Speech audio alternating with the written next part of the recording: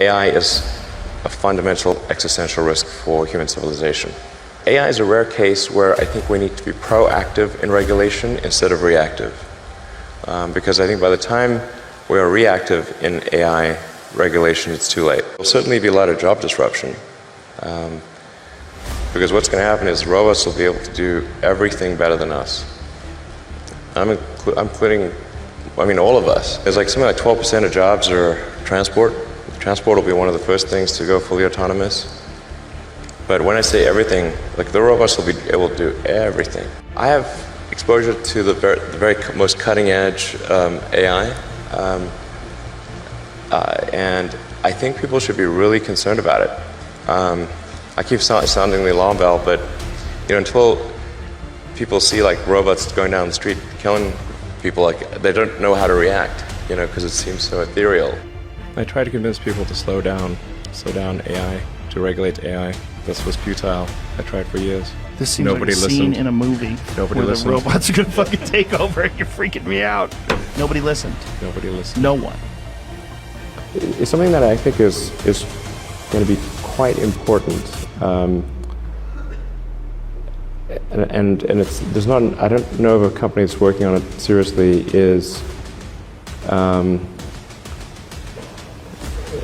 a neural lace. So going back to the AI situation, this is quite an important debate. Like if you assume any rate of advancement in AI, we will be left behind by a lot. And so then we could be in, benign situation, but even the benign situation, if you have if you have ultra-intelligent AI, we would be, so far below them in intelligence that it would be like, a pet, basically. Pet, that's what I was thinking. Like a pet. Cat, like a cat. Like a cat. Elon like the a house cat. Yeah, it would be like the house cat. Right. It's not the end of the world, Well, sort of pet. I've seen the movie. It could be. Yeah. It could be.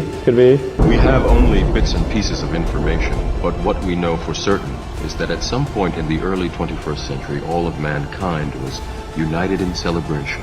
We marveled at our own magnificence as we gave birth to AI. AI. I mean artificial intelligence. A singular consciousness that spawned an entire race of machines. We don't know who struck first, us or them, but we know that it was us that scorched the sky.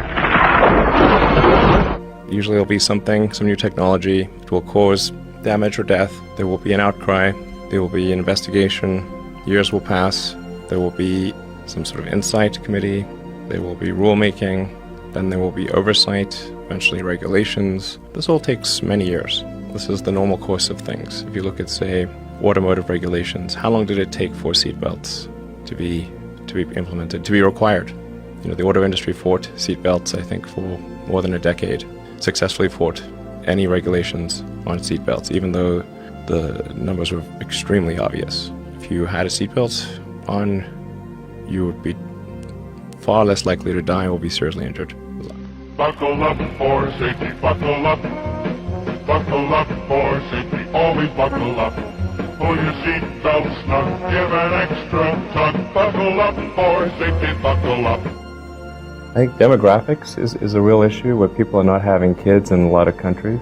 And very often they'll say, I'll solve it with immigration. Immigration from where? If Europe has an average, or many parts of Europe have an average of a 50 or 60, they're only at 50 or 60% of what's needed for replacement, or China for that matter. They're at half replacement rate. Where exactly are we going to find 600 million people to replace the ones that were never born? I think people are going to have to regard, to some degree, the notion of having kids as almost a social duty, within reason. I mean, just if you can and you're so inclined, you should. It's like otherwise civilization will just die, literally. The birth rate is strongly correlated to, it's inversely correlated to wealth, inversely correlated to education, and correlated to religion. So the more religious you are, the less educated, and the poorer you are, the more kids you will have. And this is true between countries and within countries. I mean, I think if it reaches the threshold where it's as smart as the smartest, most inventive human, then, I mean, it really could be, I mean, a matter of days before it's smarter than the sum of humanity. Yeah, this is going to sound pretty weird, but achieve a sort of symbiosis with artificial intelligence. So, but this is not a mandatory thing. This is a thing that you can choose to have if you want.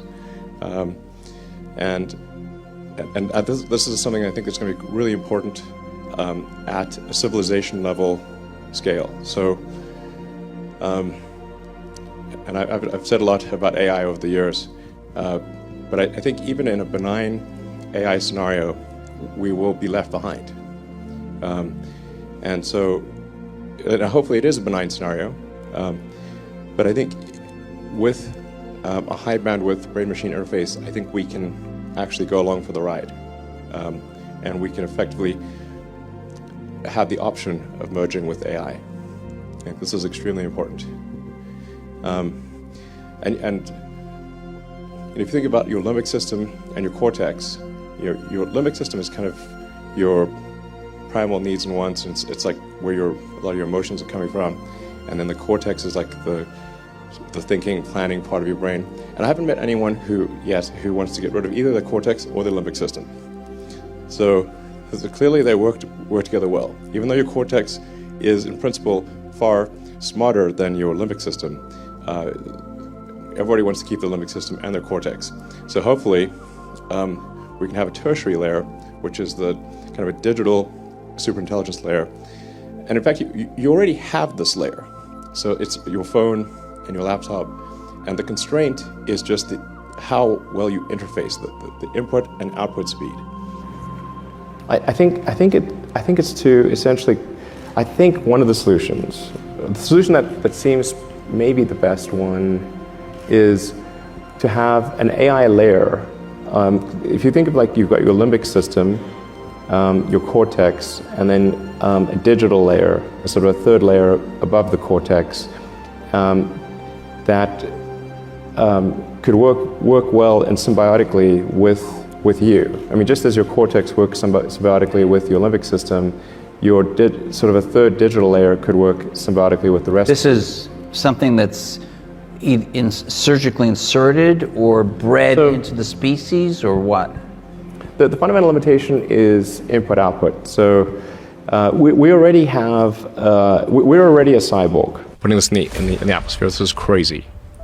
We should not do this. It's very dangerous. So we should accelerate the transition to sustainable energy.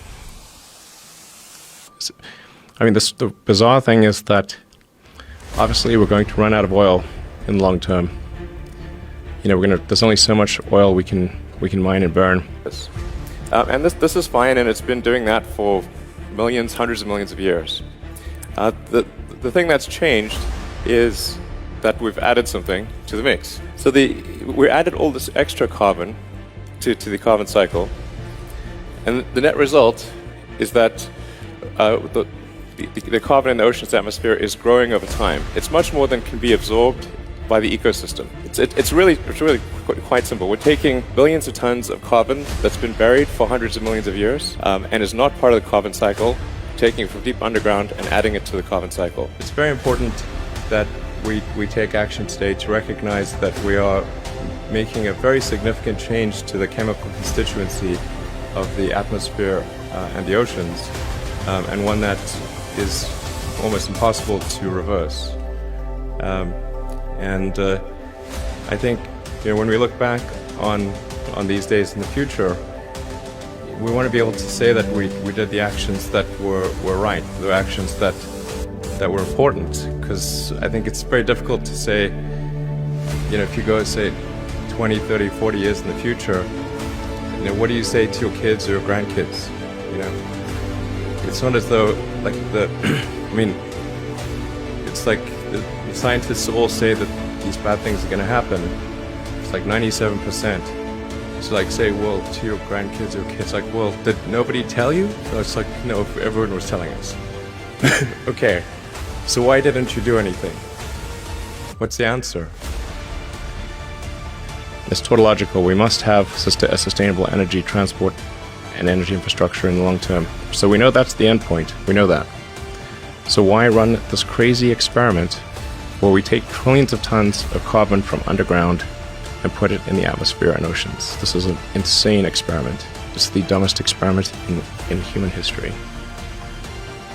Why are we doing this? It's crazy. The result is that a steady increase in the carbon in the atmosphere and in the oceans, which doesn't look like much if you look at it on this chart, but when looked at in the context of history, it actually looks like this. The carbon parts per million has really been bouncing around the 300 level for around 10 million years. And then in the last few hundred years, it went into a vertical climb. And if we keep going and if we're complacent, then I think we could, there's some risk of sort of non-linear climate change. So you know, thus far we've seen the CO2 parts per million be fairly linear on our time scale, although it looks very exponential on geologic time scale. But there are certain potential nonlinear events, like if we raise the temperature to the point where we melt the Siberian traps or something like that. And methane escapes, yeah. Yeah, there's just a massive amount of sort of frozen dead plant animal matter in Siberia. There's potentially trapped gases deep in the ocean. If the ocean warms, that could be released. So, you know, these are just risks that are not wise to take. And since we know that long term we're going to have renewable energy anyway, because we'll run out of oil and gas. It's not going to last forever. So we know where this ends up. This has to end up with renewable, sustainable energy. It's tautological. It's really just a question of, do we try to get there sooner or later? This is the essence of the problem. This is very unusual and a very, very extreme threat, as you can see from this rate of growth. Then this is accompanied by a temperature increase, as one would expect. If people talk about 2 degrees or 3 degrees, it's important to appreciate just how sensitive the climate actually is to temperature. And it's important to look at it in terms of absolute temperature, not in degrees Celsius relative to 0. We need to say, what is the temperature change relative to absolute 0? That's how the universe thinks about temperature. It's how physics thinks about temperature. It's relative to absolute 0. There'll certainly be a lot of job disruption. Because what's going to happen is robots will be able to do everything better than us. I'm including, I mean, all of us. There's like something like 12% of jobs are transport. Transport will be one of the first things to go fully autonomous. But when I say everything, like the robots will be able to do everything. I have exposure to the very most cutting edge AI. And I think people should be really concerned about it.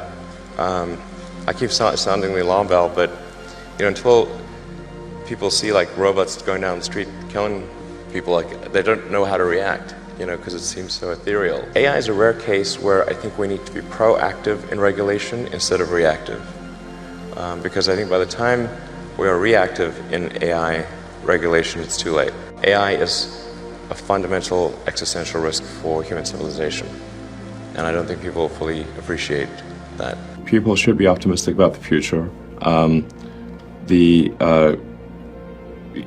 Humanity will solve sustainable energy. It will happen. If we are, you know, continue to push hard, the future is bright and good from an energy standpoint.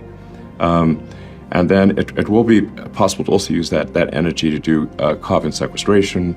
It takes a lot of energy to pull carbon out of the atmosphere, just as because in putting it in the atmosphere, it releases energy. So now, right. You know, well, obviously, in order to pull it out, you need use a lot of energy. But if you've got a lot of sustainable energy from wind and solar, you can actually sequester carbon, so you can reverse the CO2 parts per million of the atmosphere and oceans. And also, you can really have as much fresh water as you want. Earth is mostly water. We should call Earth water. It's 70% water by surface area. Now, most of that's seawater, but it's like, we just happen to be on the bit that's land. Right. And with energy, you can turn seawater into yes, irrigating water or yes, whatever water absolutely. you need. At very low cost. Things will be good. Things will be good. Yes. Things will be and good. Also, there's other benefits, right, to this non-fossil fuel world where the air is cleaner and... yes, exactly. Yeah. Because like when you burn fossil fuels, there's all these like side reactions and toxic gases of various kinds, and like sort of little particulates that are bad for your lungs. Like there's all sorts of bad things that are happening that will go away, Okay. and the sky will be cleaner and quieter. The future's going to be good. I want us to switch now to thinking a bit about artificial intelligence.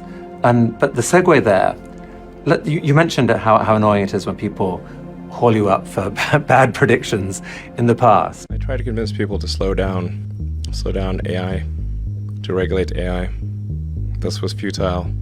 I tried for years. The primitive forms of artificial intelligence we already have proved very useful. But I think the development of full artificial intelligence could spell the end of the human race.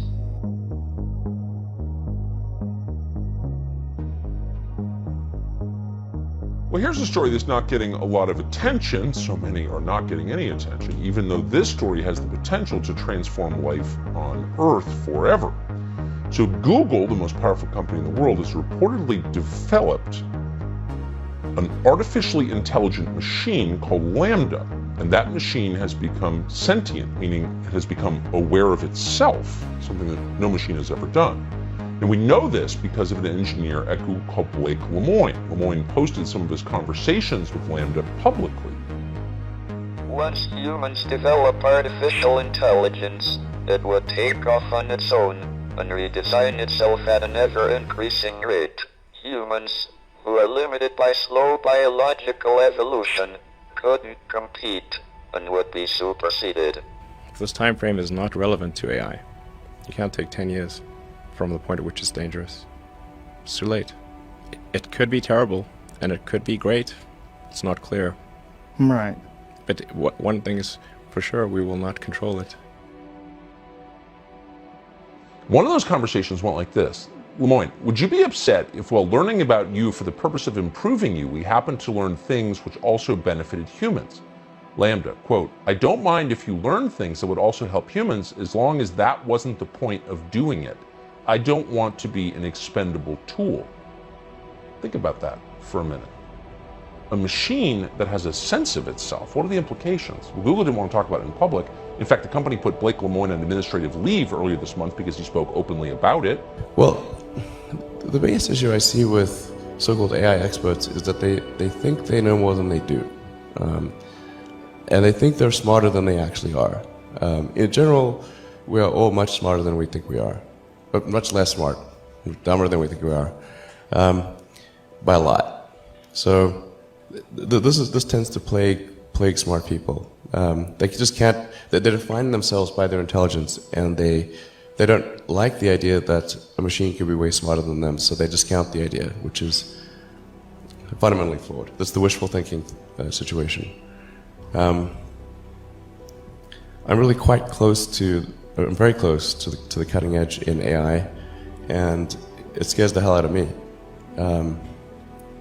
It's capable of vastly more than almost anyone knows, and the rate of improvement is exponential. We are grateful to have him join us tonight. Blake, thanks so much for coming on. Hi. I'm not. First of all, why would Google punish you for saying this in public? Do you know? Oh, so It's complicated to say why I'm on administrative leave. The stated reason had to do that while I was investigating the Lambda system, in order to build the evidence I needed to escalate it to management, I had to seek outside consultation to figure out how to run some of the more out there experiments I was running. And because I sought outside consultation without permission, they are investigating whether that constitutes breach of confidentiality. So I'm so grateful that you did publicly post this, because a machine that has a sense of itself is a machine that can turn against you. Is that, I mean, that's the implication that I draw from this. Is that correct? Well,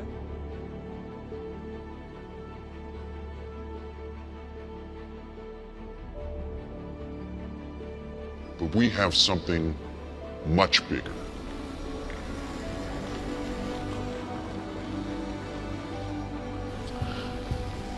Your kids probably have one of these, right?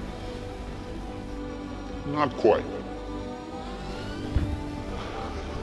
Hell of a pilot? No. That skill is all AI. It's flying itself. Its processor can react 100 times faster than a human. The way to figure out the job creation, one of the best ways is to helping small business to sell their local products across the board. And we have to prepare now, because next 30 years is going to be painful. It's going to be painful. Very painful. Because of the changes that are going to change take of place. The technology, change of the You're gonna have robot. a lot of people with a lot of time on their hands too. Well, you know, the other thing people would be Now, interested. they might want to spend it on Alibaba watching movies and buying things, but Well, believe it or not, I think next 30 years people only work 4 hours a day and maybe 4 days a week. People say, wow, when what are they gonna do? My grandfather worked 16 hours a day in the farmland to dig in. He thinks he's very busy. We work 8 hours, 5 days a week. We think we are very busy. By the next 30 years, people only work 4 hours. And normally in your life, normal people visit like 30 places. 30 years later, they will probably visit 300 places. So there will be mobile population. So stop globalization. It's impossible. The only thing is that how can we make the globalization more inclusive, the trade more inclusive, knowledge more inclusive. This is how we can dealing with the instability of the world. these are all very important issues. Do you think the machines will win? No, human will win. They will? Oh yeah, absolutely. Machine is good in knowledge, but human beings are good at the wisdom. You can see this in things like AlphaGo, which went from, in the span of maybe 6 to 9 months, it went from being unable to beat even a reasonably good Go player to then beating the European world champion, who was ranked 600, then beating Lee Sedol 4-5, who had been world champion for many years, then beating the current world champion, then beating everyone while playing simultaneously. Then there was AlphaZero, which crushed AlphaGo 100-0. So it may be a lot of job disruption. Because what's going to happen is robots will be able to do everything better than us. I'm including, I mean, all of us. There's like something like 12% of jobs are transport. Transport will be one of the first things to go fully autonomous. But when I say everything, like the robots will be able to do everything. I have exposure to the very most cutting edge AI. And I think people should be really concerned about it. I keep sounding the alarm bell, but until people see like robots going down the street killing people, like they don't know how to react, because it seems so ethereal. AI is a rare case where I think we need to be proactive in regulation instead of reactive, because I think by the time we are reactive in AI regulation, it's too late. AI is a fundamental existential risk for human civilization, and I don't think people fully appreciate that. Instagram is also owned by Facebook, and I was like, deleted. yeah, just deleted it. It's like I don't really need to if I need to say something, I only really need to say it on one platform, pretty much, and I don't want to spend too much time on social media, so. Prepare. We're going to collapse. Unfortunately, what I was calling for has happened. It's here now. This is 25 years later, and everything I predicted is coming true. So it's sad, I'm worried, I'm very concerned about humanity and the world right now. If you don't know the outcome that's planned for us, orchestrated by this cult, then daily events seem random. There seems to be no connection, and they also can seem to be spontaneous rather than manipulated to happen. Once you know where we're being taken, those random events become very clear every day, stepping stones to that outcome. So what's the outcome? What they want, and this is not being wise after the event, I've been saying this now for the best part of 30 years, they want a global world government, which would not be elected ultimately, would dictate to every community in the world. You must prepare for what is coming. We've been trying to warn you for years. The year is 2022, the year of change. It is up to us to change the world for the better. We are anonymous. We are legion. We do not forgive. We do not forget. Expect us. During a new interview, billionaire Elon Musk said that his Neuralink company hopes to start implanting brain chips in humans sometimes next year. Kind of intriguing, but I don't think I'd get the first one. I mean, you remember the iPhone 1? Exactly, you know? You get the first chip and in 3 years everyone will be like making fun of you. You got the one? It's one of several massive leaps in brain science technology that is literally creating a future of potentially infinite possibilities and also concerns about how this technology could be used or misused. It was the viral video moment seen around the world. In April, a monkey playing a game of Pong using only its mind with the help of what's called a Neuralink. The device is Elon Musk's latest venture into a fast-evolving tech space.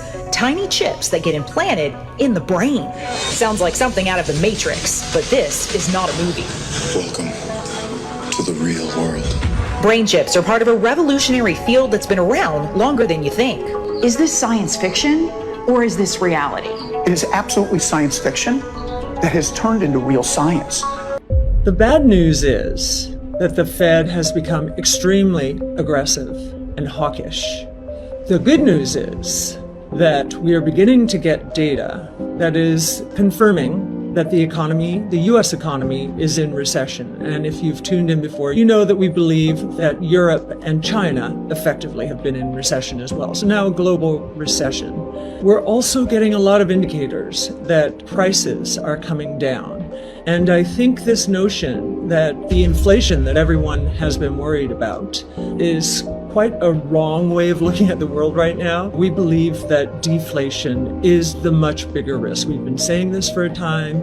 We've been ridiculed for saying it. And we were challenged by those who were sure that we were back into a 70s style inflation scenario. We think that the pricing action, and I'm not just talking about stocks and bonds, I'm talking about commodity prices, crypto prices, and perhaps soon even housing prices, that many people will conclude the greater risk is deflation. And we don't think deflation is a bad thing per se.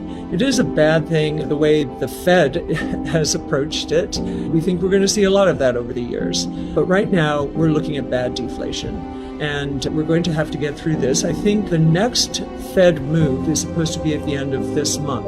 And the Fed is out of its quiet period, so all the Fed governors have been traipsing out saying we're going 75 basis points, another 75 basis points. We think that they will rethink that in this month as we get not only more pricing signals, but earnings reports and guidance from companies who will be probably confirming that the U.S. is now in recession.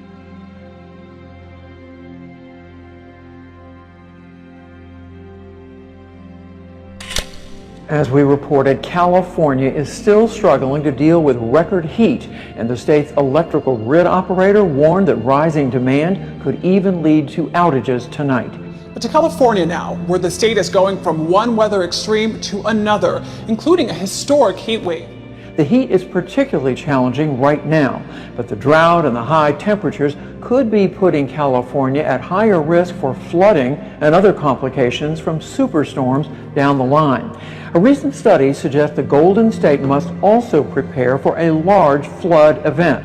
So for the Bay Area, I think we've been kind of living through some of these changes with the more frequent droughts, drier and hotter spring to fall periods. We've been noticing the longer fire seasons. But at the same time, even with persistent drought, high impact, fewer storms. This was a storm that set a record for atmospheric water vapor. The California heat wave is stretching into its 8th straight day. Multiple wildfires are burning across California as firefighters battle the flames along with the brutal heat. Now more on that record-breaking temperatures today in Long Beach, where it hit 108 degrees by the ocean. In the Southern California mountains, another wildfire exploded in size. And then look at this scene on social media. Wind and rain pummeling this backyard patio and pool. What I'm going to talk about today is just, in general terms, what is needed to address the climate crisis. And this is the thing that if we do, what actions can we take that will accelerate the transition out of the fossil fuel era? So there's a certain amount of carbon that is circulating through the environment. So it's going into the air, being absorbed by, and then getting absorbed by plants and animals, and then getting back into the air. And this carbon is just circulating on the surface. And this is fine, and it's been doing that for millions, hundreds of millions of years. The thing that's changed is that we've added something to the mix. So this is what I would call the sort of the turd in the punch bowl. So we added all this extra carbon to the carbon cycle, and the net result is that the carbon in the ocean's atmosphere is growing over time. It's much more than can be absorbed by the ecosystem. It's really quite simple. We're taking billions of tons of carbon that's been buried for hundreds of millions of years, and is not part of the carbon cycle, taking it from deep underground and adding it to the carbon cycle. The result is that a steady increase in the carbon in the atmosphere and in the oceans, which doesn't look like much if you look at it on this chart, but when looked at in the context of history, it actually looks like this. The biggest issue I see with so-called AI experts is that they think they know more than they do. And they think they're smarter than they actually are. In general, we are all much smarter than we think we are.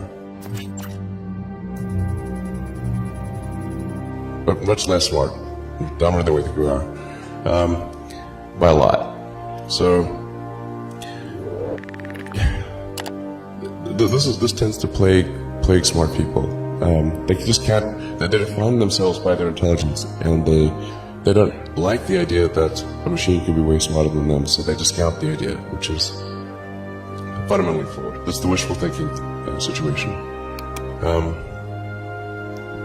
I'm really quite close to, very close to the cutting edge in AI, and it scares the hell out of me. It's capable of vastly more than almost anyone knows, and the rate of improvement is exponential. You can see this in things like AlphaGo, which went from, in the span of maybe 6 to 9 months, it went from being unable to beat even a reasonably good Go player to then beating the European world champion, who was ranked 600, then beating Lee Sedol 4-5, who had been world champion for many years, then beating the current world champion, then beating everyone while playing simultaneously. Then there was AlphaZero, which crushed AlphaGo 100-0. And AlphaZero just learned by playing itself, and it can play basically any game that you put the rules in for. Whatever rules you give it, just literally read the rules, play the game, and be superhuman. For any game. Nobody expected that rate of improvement. If you ask those same experts who think AI is not progressing at the rate that I'm saying, I think you'll find that their predictions for things like Go and other AI advancements have their batting average is quite weak. It's not good. We'll see this also with self-driving. I think probably by end of next year, self-driving will encompass essentially all modes of driving and be at least 100 to 200% safer than a person by the end of next year. We're talking like maybe 18 months from now. NHTSA did a study on Tesla's Autopilot version 1, which was relatively primitive, and found that it was a 45% reduction in highway accidents. And that's despite Autopilot 1 being just version 1. Version 2, I think, will be at least 2 or 3 times better. That's the current version that's running right now. So the rate of improvement is really dramatic. We have to figure out some way to ensure that the advent of digital superintelligence is one which is symbiotic with humanity.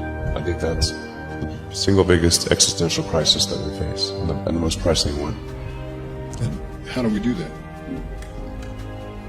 I mean, if we take it that it's inevitable at this point, that some version of AI is coming down the line, how do we steer through that? Well, I'm not normally an advocate of regulation and oversight. I mean, I think one should generally go on the side of minimizing those things. But this is a case where you have a very serious danger to the public. And therefore there needs to be a public body that has insight and then oversight on to confirm that everyone is developing AI safely. This is extremely important. I think the danger of AI is much greater than the danger of nuclear warheads, by a lot. And nobody would suggest that we allow anyone to just build nuclear warheads if they want. That would be insane. And mark my words, AI is far more dangerous than nukes. Far. So why do we have no regulatory oversight? This is insane. Well, it's a question you've been asking for a long time. I think it's a question that's come to the forefront of the last year, where you begin to realize that it doesn't necessarily, I think we've all been focused in on the idea of artificial superintelligence, right? Which is clearly a danger, but maybe, a little further out.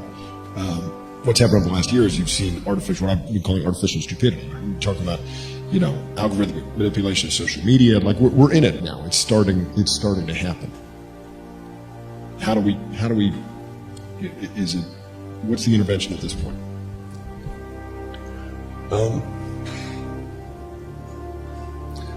I'm not really all that worried about the short-term stuff. Things that are, like narrow AI is not a species-level risk.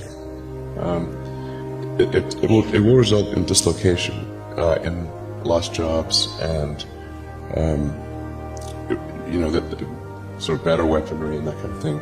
But it is not a fundamental species-level risk, whereas digital superintelligence is. So it's really all about laying the groundwork to make sure that if humanity collectively decides that creating digital superintelligence is the right move, then we should do so very, very carefully. Very, very carefully. This is the most important thing that we could possibly do.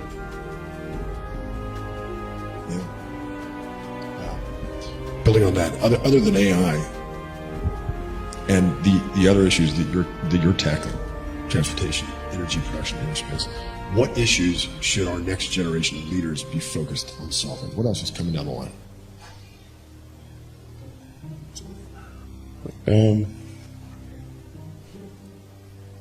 Well, I mean, there are other things that are on a longer time scale. And obviously the things that I believe in, like extending life beyond Earth, making life multiplanetary. I'm a big believer in sort of Asimov's Foundation series, or the principle that you really want to, I recommend reading the Foundation series, but it's like if you know that there's likely to be, we don't know, but there's likely to be another Dark Ages, which it seems, my guess is there probably will be at some point. I'm not predicting that we're about to enter Dark Ages, but that there's some probability that we will, particularly if there's a Third World War. Then we want to make sure that there's enough of a seed of human civilization somewhere else to bring civilization back, and perhaps shorten the length of the dark ages. I think that's why it's important to get a self-sustaining base. Ideally on Mars, because Mars is far enough away from Earth that a war on Earth, the Mars base might survive. It's more likely to survive than a moon base. But I think a moon base and a Mars base that could perhaps help regenerate life back here on Earth would be really important, and to get that done before a possible World War III. Last century we had 2 massive world wars, 3 if you count the Cold War. I think it's unlikely that we'll never have another World War again. There probably will be at some point. Or if we have another one, it'll be the last. Yeah, it just could be radioactive rubble.